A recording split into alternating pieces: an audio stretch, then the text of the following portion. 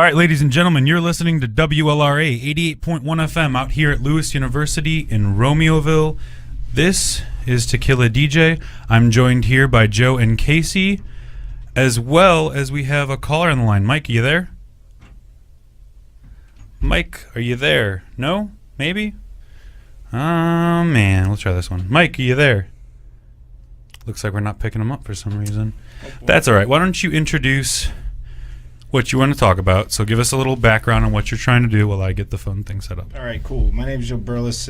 So essentially what we're trying to do is my father passed away from cancer last summer. And I was really depressed. I had always told him that I was going to take him flying. I came out to Lewis in 2010, and he's probably my biggest supporter. I'm from Baltimore, Maryland originally, and so sitting after he had passed, I guess the month after, I'm sitting around really regretting the things that I didn't get to do, one of which was flying. And my partner Casey here, he essentially would call me, see if I was all right, and we began to discuss not living with regrets and things like that. And he suggested, your dad will always be up there with you. And I was watching something on the History Channel where this guy was setting this record. I began to look into records, and there is something called the flight endurance record, which is where a pilot takes an aircraft off from the ground, and it's currently, and doesn't land for a set amount of time. It's currently set at 64 days, 22 hours. It was set, they took off in 1958 and landed in 1959, which is kind of cool. Yeah. But essentially, we want to break that. So what is your goal in order to break that? Well, we see, when you talk to people about this, it's sort of one of those things where you're like, hey, we want to do this thing where we're going to take an airplane off from the earth, and then we're not going to set it back down. Our goal right now is it's 100 days. 100 days. Yeah, we're calling it the Hope 100 endurance flight. Okay. You tell somebody that, and they kind of look at you with that, follow your dreams, little buddy. And it's when you say that, it sounds ridiculous, but when you really look into how they did it, we're aiming at kind of following this same, I guess, trajectory. But our goal is to fly around Chicago when the weather is good. Yeah. The way they did it is they set up long distance tanks. They had a tank under the aircraft, so they only had to refuel twice a day. There was some engine plumbing in there as well. So they're able to kind of change out the oil every 2 or 3 days. While it's in the air running. Yeah, because you can't stop it, you can't land it. Yeah, naturally. And they have a ground crew that, when they need to refuel, they basically skim the runway. Some guys followed them in with a truck, and they handed them up the hose pretty much. Yeah, they had a winch on it. They pulled it up with the food and things like that. They had a chair that turned into a bed. And, again, 64 days, 22 hours, that's a long time. That is a really long time. So your goal is 100 days. Right. Like I said, in case you want to say hi. Hello, I'm Kazimierz, Dyduch, also known as Casey, and I'm mission pilot number 2.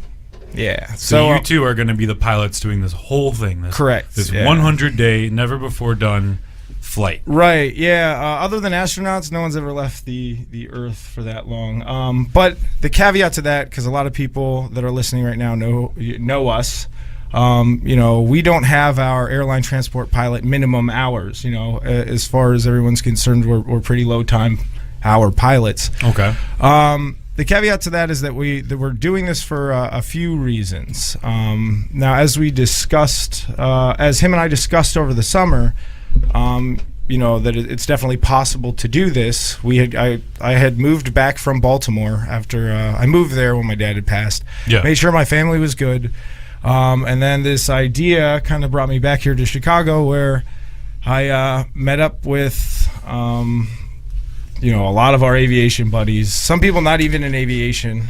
We got some marketing people. Overall, we have 36 people that are helping on this project thus far. But we discussed how to do it, and the ideas were flying, and it turned out we had for our own interests, had to register a company because when we start taking donations, we discussed, how are we going to fund this. When we started taking donations, the best way to get to use most of those donations is to start a company. So we recently started a company. Essentially, that's... Go ahead. Oh, no, it's okay. I was just going to plug our liner real quick. Okay, legally. yeah. So you're listening to WLRA 88.1 FM here in Lewis University in Romeoville. We are here with Joe and Casey, who are attempting, if you're just tuning in, they are attempting to fly 100 consecutive days in an aircraft without touching the ground once. Right. Sum it up? Yeah, Pretty well. that pretty much sums it up. sums Sorry, it I saw you moving around. I don't know what goes on, so... No, that's okay. I was just making sure we got the liner done. Yeah, so... I don't want to get in trouble. No, it's cool. Yeah, so when we were throwing these ideas back and forth in the summer, it started out with wouldn't it be cool if? Yeah. And that was sort of Yeah, that's right. I got a Skype call. It was pretty late at night. Tell us about how that whole conversation went from wouldn't it be cool if to now we started the company and we're on our way to trying to do this. Yeah, well, it started with Joe calling me on the telephone or on the Skype, and then it was just like, hey, wouldn't it be cool if I had this idea? I thought it was going to be a few minutes, like, okay, Joe, let's talk about it. And it ended up being about 4-hour talk about how we're going to do this. We had ideas. Like, after that, the ball started rolling. But Joe calls me, and he's like, yeah, here's this record, look this up, and I want to break that. He explained the reasons why, and I thought they were very good reasons, and he asked me to join him, so I was honored to be given that opportunity. And then he said, yeah, he wants to do it for 90 days. And I was just like, I was already tired anyways. He calls me. I'm like, hey, you know what? Why don't we just make it as 100? Well, I get into triple digits. 100. Yeah, I said, let's get into the triple digits. And I kind of said that like half jokingly. And then I realized that it's me in there. So that's 10 extra days. So when he said that, I was like, well, you're right. Why don't we change, make it something more? Because they have a set. When they first started out, I think theirs was 61 to beat. You only have to beat it by 1%. So realistically, on day 60, at the end of day 66, right, you'll have broken the record. Broken the record. But like I was discussing earlier, there are more reasons for this. When we went to set out to register the nonprofit, you have to come up with a mission, and all the donations that come into the nonprofit have to meet that mission exclusively. So our mission in general is to stimulate pilot growth in aviation through an adventure-based approach where we show them that you don't have to be an airline pilot to go and to have adventures in aviation. Absolutely. And while this is ridiculous in terms of adventure, no one's ever done this. When people see us in the air and they hear of us, you can read something in a paper, see that these people did this thing. That's really cool. You read the article, you flip the page, and you forget about it. Yeah. But by exposing people, like we want to fly on the skyline when at all possible. When people hear the story and then they can look at the skyline, they're like, well, there they are. Yeah. It's more engaging. Absolutely. And people ask questions. We started a website called flyingasadventure.com, and on the website, it goes live on April 25th, I believe. It's the Monday before our fundraiser. Okay. Which I'll plug in a second. That's absolutely fine. But on the website, you're going to have the profiles on all the people working on it. So I don't want to say amateurs, novices, just people starting off in the industry. Yeah, so absolutely. People who are trying to get their feet wet. Right, and so we have, I think, our most experienced AMP has 5 years. He's been working, he worked for the airlines for a bit now. He's working on corporate airplanes. Okay. But you're going to be able to read sort of, how they got into aviation, where they're at, and little bios, snippets of how they got into everything, and how they've been involved in the project. Right, and and in addition, you can also see that they don't have tons and tons of experience. Yeah. So, so you're taking a group of people who know what they're doing but haven't been fully immersed in this field for too long. Right. And you're trying to make this project get off the ground, so to speak. Right. And knowing what you're doing is a vague term because I know it's pilots, but everyone in aviation is constantly learning. Yeah, well, in any industry, really. Right. Everything's always changing. So I'll be the first to say we don't know everything. In fact, the other day we were just surprised with sort of the certificates, the application process for the certificates that we're trying to get to modify the aircraft. Essentially, our main mission with that website is to kind of highlight aviation to those who would never really be exposed to aviation. We're going to have, and we're working with a social media marketing, well, I say firm, it's one lady, she's awesome.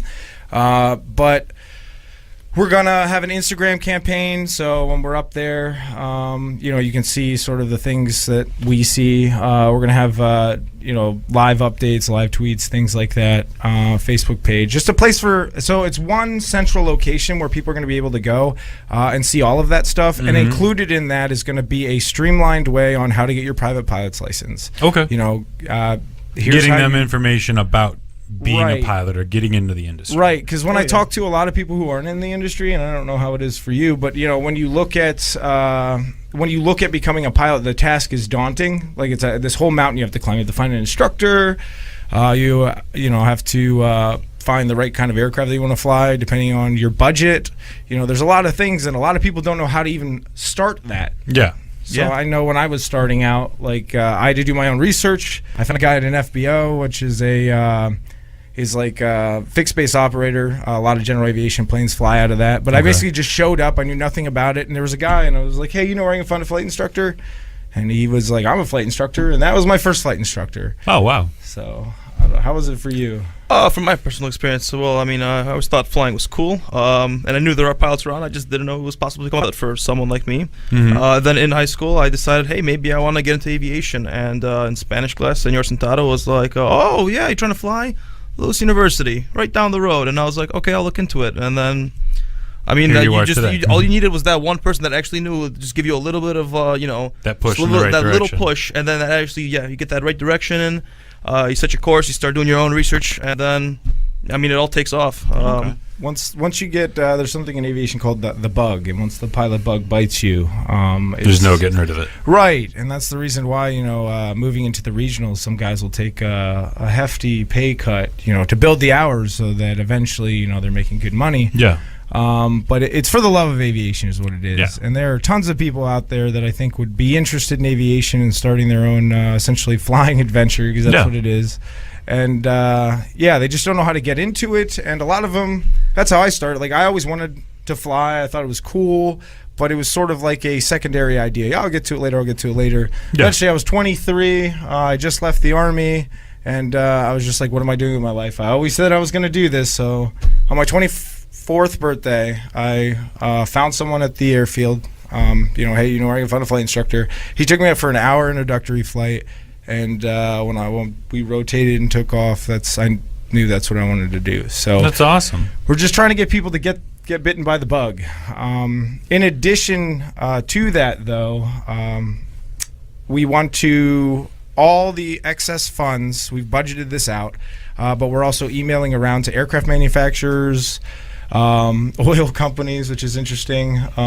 There's this new type of oil. Apparently, you don't need to change, and they're pretty fervent about it. But essentially, we want to take all of that and kind of hit our price points or sort of below, and then any excess money we want to give to cancer research. So that's our secondary goal there, and we fit it into the company mission, pretty well. My father inspired this.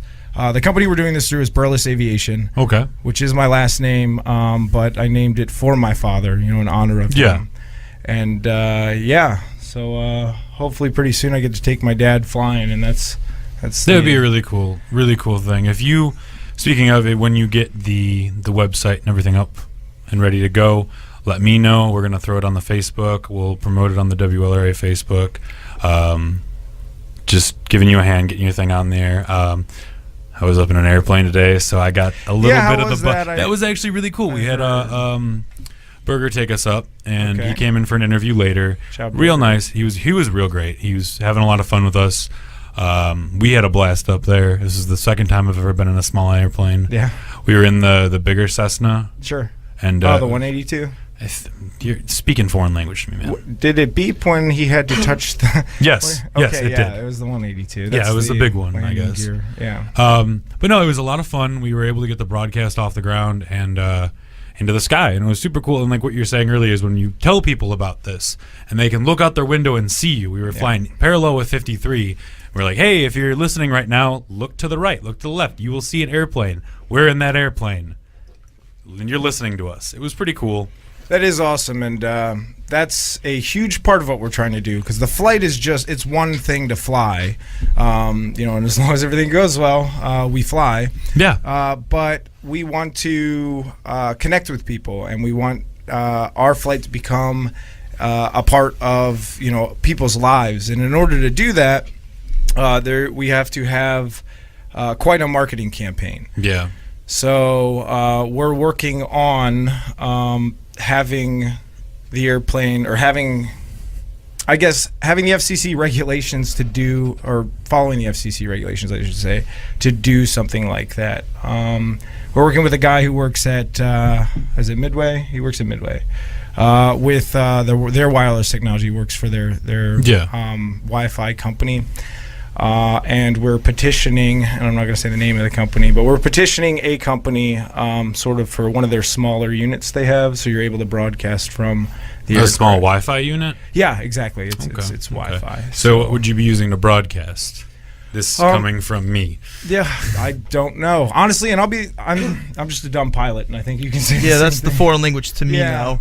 And I'll tell you about 182. You, but you'll whatever. need rely on you'll need them. a mobile broadcasting unit, but you'll also need something that would receive the signal to put it out. Is that the Comrex? That was the Comrex I was using earlier today. All right. Yeah. Those are a lot of money, and you probably won't be able to get one of those. Yeah. But there are ways around that. We could talk further into that We later.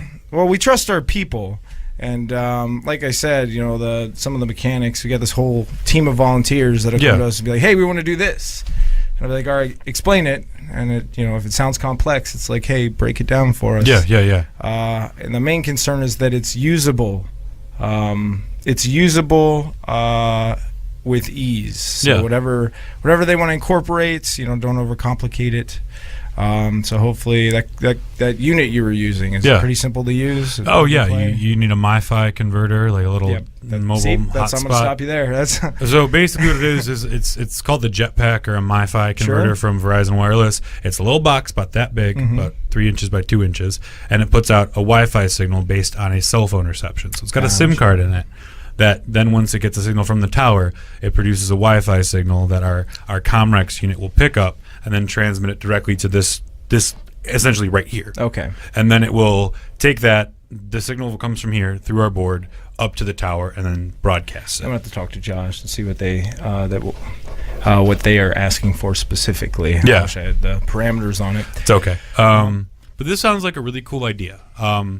We're all about breaking records here. I mean, we're obviously attempting to break one this week with the 80-hour marathon. Yeah. So, I mean, 80 hours versus 100 days in the air is a big gap. How do you guys think you're going to handle that? 100 out, like, you guys seem like you're pretty close, good friends. 100 days together in a small airplane. Yeah, so you could say that we're pretty good friends for now. After 100 days. After 100 days, we'll see. We've discussed that. You're gonna hate me for a little while, but it's gonna be okay. Yeah, silent You'll get treatment over it in the works. end. We got 100 days. It'll work out. Yeah. I think a couple days of silence will do you good after after 100 days together. Yeah, and see, that's one of the questions a lot of people ask is, how we're going to deal with it. We're working with someone at the Pixar. We're working with a psychologist who wants to run a study. We'll just say that. Okay. So we've been corresponding with her for a little while, or I should say I have. And that's one of the main questions. The other questions are, how are you going to use the bathroom, and how are you going to refuel? How are you going to get food? How are you going to sleep? How are you going to do anything? That's Because right. you can't leave the plane. Supplemental type certificates, which are modifications to the aircraft that luckily the guys that pioneered the other flights, at least the last one, had a few of them that I think we're working on using. Yeah. They had a fully functioning sink in the Hacienda, which was the 172 that did it. We're not going to have any of that. They had No need. Go ahead. Oh, no need for a running sink. Some water would be nice once in a while. You know, Some baby Just wipes. a bottle of water for Baby a wipes day or in a two. bucket, I think. Keep it Right. simple, which is Man. Keep yeah, it simple, that's- stupid. That's right. Just people have a lot of those questions, and you try to answer them. But I think the longest I've been in a Cessna was like 8 hours, and I stopped for fuel and some coffee. So Yeah. Likewise. So, Yeah. the only way I could answer is after the flight, how was it? And then I probably won't talk to you either, but I'll try to answer as best as I can. Yeah. But there's books like I'm gonna read. You say that now, but there will be things that I'm gonna try doing, and then I'll also tell Joe like, hey, maybe we could try doing this to get your mind off things. Maybe Yeah. I'll try to solve the Rubik's cube eventually. 100 days is a long time. It's a long time. There's a Maybe lot. that'll- There's a lot that can be done in I'm gonna- 100 days. I'm gonna take off. I'll be 31, and then I will land. I'll be 32. So It's pretty cool. Um, So you'll spend your birthday it's in a the air. measurement of time right there. Well, yeah, we they'll won't have get a to- summer. They'll have to send you up a cake. One I- day. Yeah. I'll take cake. They'll probably take a send us cake. tons of stuff, knowing our ground guys. Your ground crew. But we're only gonna we're actually have we're gonna have 2 satellite crews as well. Okay. So they're gonna be put up. They're literally In case of emergency. Well, no. Well, hopefully there's no Well, emergency. hopefully, but if we you live look in at the the past Midwest. flights, well, if you look at the past flights, they the Hacienda tried 3 times. I think Mm-hmm. they had to land on day 7 because there was an issue with the through-wall plumbing that they had to change the oil. Yeah. So hopefully that's because, like I said, we're budgeting for a certain amount we want to be under so we can donate to cancer Yeah, research. yeah. We've applied to $1.5 million worth of grants. That's how much we partitioned. Best of luck with that. That's way more. Yeah, if we get half of them, we hit our budget. Yeah. But the more we have to play with it, the more systems break, the more times we attempt it, and hopefully it's just once. The more we eat into that. And the idea is to give the most amount of money to cancer research while inspiring people to maybe, take a look at aviation. Yeah. Also, with those satellite stations that we're setting up, those are mainly for weather. Weather. That's the reduced biggest emergencies. concern, right? That's what I was going to ask, because we do live in the Midwest. The weather is unpredictable. Exactly. What is the plan if the weather goes where you can't fly right now in this area? West is best. West is Yeah. best. That's a good motto. West and Southwest. But I like West is best. West is best. Just If goes. we get- rolls off the tongue. We're talking to a certain aircraft manufacturer, and they're pretty optimistic about their diesel engine. And if we get the diesel, we burn a lot less fuel, Yeah. and we might move one of our sites. We have one site that's on the leeward side of the Rockies. Okay. So there's still weather there. Actually, there's a good amount of weather. But it tends to not, there are squall lines, and if anybody knows what a squall line is, it's a line of thunderstorms that extend hundreds of miles. And that's where our second The more you one know. comes in. Yeah, the more. I didn't know that. Yeah. But, the 2 sites should cover, and you say should, the weather around here is ridiculous. It was just blizzard. There's a blizzard the other day. But it should cover us for most anticipated events. And we've been petitioning, and we haven't yet to find one. So if you're a meteorologist, let us know. Because we've been petitioning certain meteorologists. We need weather professionals. We're all familiar with the weather, and we're working with a corporate pilot among other pilots who, will throw out their best view on flying for an extended period of time while weather systems are moving. What we would like for the project is to have a weather professional that's available at all times. Hey, To let you know something's what's going coming on. in the next 3 days. There's going to be something in the next day. You guys have Get ready pop-up for storms, which we're sort of worried about. Since we're on the air, actually mentioning that we are looking for a meteorologist or a weather professional, I would like to personally invite Cheryl Scott from ABC 7 News to That's his consider crush. joining our team. Cheryl Scott, if you're listening, call him up. Yeah, that's his crush. No, you should see. And when you bring up this idea, people are colorful in the way that they get back to you. I guess in September, right before I came back out here, before we had the big team meeting, I had written Rick DeMaio was a professor here. Used to be a Fox News weatherman. Great guy, loves the weather, knows his stuff. Like he's on point. And I said, hey, we got this idea because this is like pre truly planning and working things out. What do you think? And I just remember his elaborate email. Flying around the city of Chicago for any more than a week during the summer is filled with lots of peril, and that was the first sentence in it. But initially, we wanted to stay around here the whole time. Yeah. Is there a way we can do that? And truly, there isn't. Not without incurring a whole lot of unneeded risk. And with this, it's inherently risky. So it is. Sort of the things we're looking at are adding in buffers of safety into everything that we do. So, there's redundancy to the max, which is why our budget is so high. And there are extended procedures on ways we're going to do things that maybe not be necessary if you were just flying a short flight.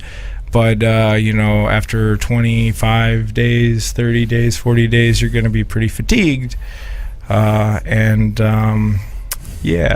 you wanna go the extra mile when it comes to doing something. Yeah, just in case. you really have to make sure everything's safe and in order. Yeah, absolutely. Gotta stay up. Well, we're gonna give you guys a quick break from talking, play a couple songs. We'll get back to this. What did you call it earlier? It's the Hope 100 endurance flight. It was Hope 100 endurance. It was the flight endurance project, and then we're like, well, we're hopefully gonna inspire people with what we're doing. Even outside of aviation. Yeah, I mean, it sounds awesome. I'm excited to see it take flight, and hopefully you guys will be able to accomplish your task. You're shooting for when you want to take off. May 22nd. Whether May 22nd of this. Oh no, 2017. 2017. 2017. I was like, that's a little close. It's August 29th. It's the first Tuesday that everyone's back, and we'd like to land at Lewis University when we come back. Cool. Yeah, I mean it's our alma mater, and so you're both Lewis University graduates. Then. Yes. Okay. Yes. Yeah. Let that be known. Yeah, he has his commercial multi pilot's license, and I have my private. And hopefully, by the end of May is when I'll have my instrument commercial.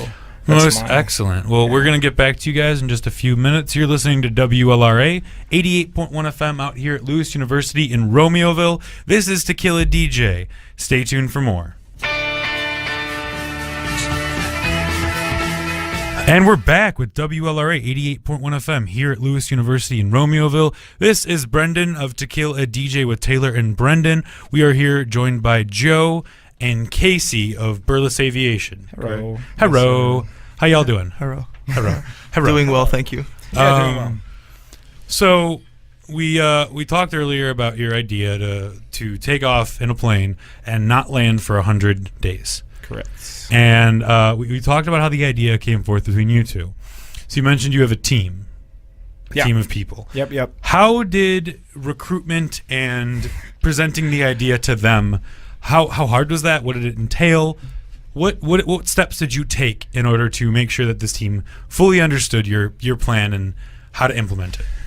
Well, I laugh when you said that because, when you hear that, we're Burlas Aviation, it sounds very official. We're really just a group of friends, a lot of friends. There are 36 people helping on the project. Well, 36 to 39, I think. But some people have their own teams because everyone, with the exception of myself, is a volunteer.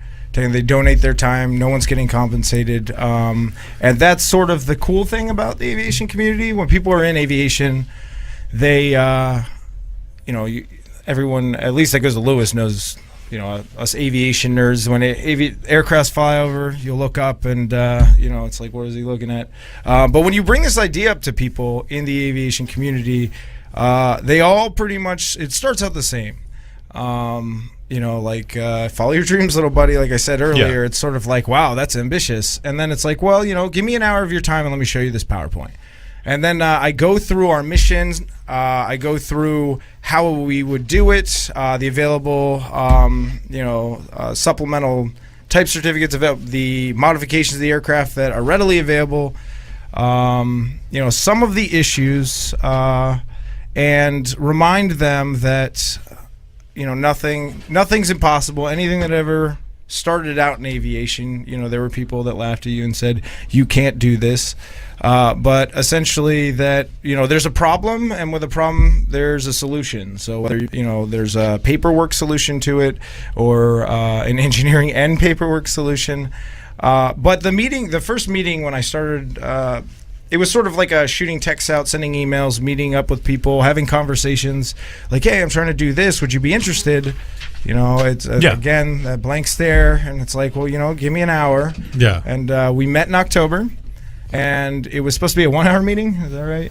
Yeah, I think it was, supposed to be an hour. It's supposed to be an hour meeting. It ended up being like 5 hours. Wow. So we started at... So it was a lot of spitballing ideas back and forth? Yeah. Oh, yeah. Like, yes, you'd get to a part, and you're like, well, when we take off, we have to come back into refuel, and our conversation about how we could refuel. Everything just kept branching off, and then that branched off, and it was just ideas. I mean, a lot of spitballing and a lot stuck. And the more people talked, the more they got excited, and it was like, all right, well, how about some health considerations? Sitting that long. That was my next question for you is health we're working problems. with 2 unnamed RNs. That's what I'll say. And because I don't know what the implications are, they're advisors to us because they're not our. They're not actual, right? Your actual doctors. But just concerns on. We're looking at to sleep is we got to figure out how to get the FAA, because there is a supplemental type certificate, but the restraints are different and it's for a different airframe. Yeah. But we're looking at taking out the right seat so you have access to the firewall there. Through the through plumbing, and there's just enough room that there are, you go to physical therapists, they give you a list of exercises that you work your muscles, because there's going to be atrophy, and there's going to be, we're really worried about blood clots as you're sitting there. That's a main concern. Right. But, we have advisors that know what they're talking about and have given us tools to mitigate it. Okay. But I'm no medical expert, so... But, we hit those points, and it's like, there's going to be weather, and then we have another half-hour conversation. Again, we wanted to just stay exclusively around here, and that's not going to... It's not. No. More than likely, it's not going to happen. We have to have satellite sites, and we have to have the ability to have some foresight on the weather. There's going to be unforeseen weather things. Absolutely, as always. Right, but, just plans and procedures on how to get out of Dodge, essentially, and then satellite for a week somewhere else. Yeah. So you're going to need to plan each and every scenario, I'm assuming, 100 times over. Yeah, it's a constant brainstorm. Yeah. And we have a good amount of things figured out, but maybe that's just one slice of the pie. There's so much that we're constantly questioning, and we're calling the FAA up as, hey, my friend wants to do this. How would he go about, getting a certificate? Or, is it, the Federal Aviation regulations say this and they say that. How does your office look at this? Mm-hmm. Not to get anyone too overly excited, because they're just questions. Yeah. And some of them are, regarding more serious stuff than others, but we need the answers, and we don't want anyone to think that we're doing it right now. We're just looking at the possibility of doing it. Right. So, that meeting took a long time, mm-hmm. And then there was a smaller planning committee that would meet once a week on Wednesday nights. We still do that today. Okay. And it's sort of like, well, this is what we need to hash out over the next week. So a lot of those guys that and 40 people had ended up signing on that piece of paper. A lot of those guys weren't called after October for months. Mm-hmm. It's like, all right, guys, we're going to go try and work something out. We'll let you know where you fall into it. And I just needed to know that they were interested. And now we have a good working roadmap. We're just waiting on grants. We're looking at a number of things. We're hosting a fundraiser. Yeah, tell us about the fundraiser. Where, when, what can we... It's at Danny's Bar and Grill. Okay. Pub and Grill in Naperville. Okay. And it's going to be aviation themed. There are going to be 2 courses, I should say. Yeah. Where if you purchase it, most of the money goes to us. You'll see different flyers and things like that. They'll be on our website.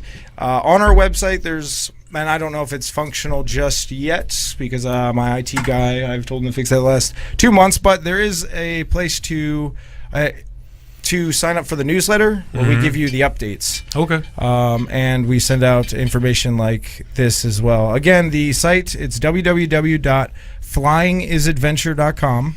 Okay. And that site's going to have pretty much our Instagram campaign, our Facebook campaign as we're doing it. It launches the Monday before the fundraiser. All right. So it's not up yet. It is down right now. Yes, all right. I Well, I'm just making looked a at phone it. call. I just looked at it. Right after this. It was up earlier. Okay. Yeah, we're flyingisadventure.com. Flyingisadventure.com. Yeah, I looked at it in this fancy computer. We're switching hosts because we're a nonprofit, and when we get our 501c3 approved by the IRS, I've had to become a business major essentially. Like I started out wanting to fly an airplane, and I'm getting an advanced degree in business. But we filed for our 501c3. Now we're waiting to hear back from the IRS. When the IRS comes back, then donations and things like that are tax exempt. So Awesome. We're working with a new web host, and we just switched over. Okay, so that'll be up in a week or so? That'll be up tonight. Tonight. That's for All sure. right. All right. I'm getting Well, out of you here will and- send me that link, I will. and I will let it be known to the Facebook and everything we can do to promote that. Thanks, man. So in terms of the actual vehicle that will be carting you around the skies, what from me not knowing a darn thing about Sure. an airplane, what's apart from what's in the front, what's the back, what different vehicles are you thinking, like different types of aircraft? are A you small thinking? general aviation aircraft is what I tell people when they ask, and that's mainly, and not to give too much of our strategy away. Yeah, no, absolutely. But acquiring an aircraft and getting the most out of it and saving the most amount of money that we can then in turn either put back in the project or afterwards donate is a process of talking to many different manufacturers. Okay. Ideally, we'd love a Cessna 172. That's what we've been. First flight was in a Cessna 172. Our For first both of solos you? were in a No, Cessna mine 172. was this Lin 242. But most of my training was in a Cessna 172? Yeah. Okay. So it's a matter of In general, though, single engine because you Oh, got to be fuel efficient. it has to be a something single with- engine piston for this category, which is the main category that everyone's tried it in. Multi engines burn too much fuel, but we're talking to a number of them. It's going to be a high wing. I already know that, and I know that we got emails back from Piper, but it's going to be a high wing. So for the listeners at home, what is a high wing? A high wing is your Cessna. Think Cessna. It Okay. it doesn't have the wings on the side or coming out of the bottom of the fuselage. It's It's sitting coming out up of the at the top. Correct. All right. Yeah. Like the roof of the airplane. Okay, so that We're gonna have makes to get sense. things in the aircraft, and it's a lot easier Yeah, when you're not going over the wing. So Exactly. yeah, but hopefully we know in the next month and a half, and in the next 2 months we have the airframe. So Awesome.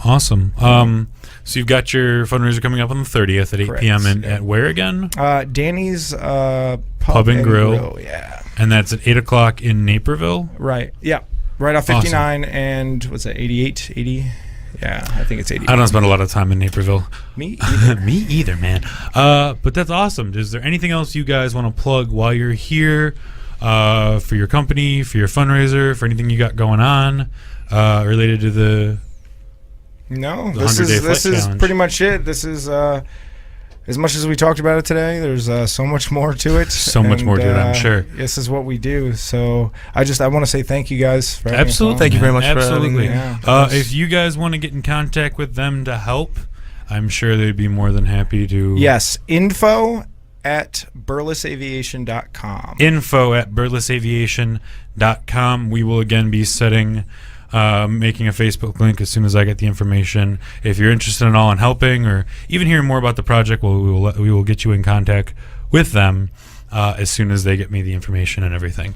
So, Joe, Casey, it's been great to have you guys. Thanks for having us. Absolutely. You're listening to WLRA 88.1 FM. What was the name of that Your campaign, the Hope 100. Hope 100 endurance flight. Hope 100 endurance flight. Check it out for your in the next year or so.